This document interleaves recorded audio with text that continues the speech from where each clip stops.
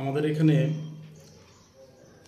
গত বছর বা এর আগের বছর এবং চলতি বছরে যে অভিযোগগুলো, যে ইনফরমেশনগুলো জমা পড়েছিল, এর মধ্যে আমরা মোবাইল 12টা মোবাইল হারানোর সংবাদ আমাদের থানাতে রিসিভ হয় এবং তার সাথে আমরা আধুনিক প্রযুক্তিকে কাজে লাগিয়ে 12টা মোবাইল উদ্ধার করতে সক্ষম হয়েছি এবং প্রকৃত মালিকের কাছে আমরা হস্তান্তর করি।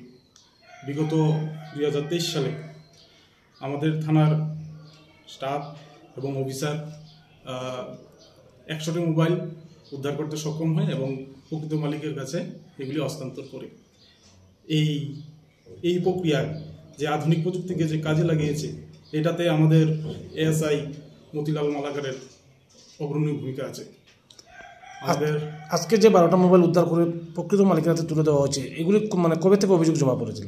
এগুলি কয়েকটা অভিযোগ আছে, কয়েকটা ইনফরমেশন ছিল 2021 থেকে 2022-এরও ছিল, ম্যাক্সিমাম 23 এবং 24-এর। 2021-এও 2টা ছিল এই মোবাইল হারানোর যে ইনফরমেশন, 23-ও আছে, 24-ও আছে। এই যে মোবাইলগুলি যে সব জায়গা থেকে উদ্ধার করা সবগুলি কি কুলেশ্বর থানা এলাকায় না বইরা মানে অন্যান্য এলাকাতেও ছিল? 1-2টা মোবাইল আমরা আমাদের কৈলাসহরের জুরিডিকশনের বাইরে থেকে আমরা উদ্ধার করেছি।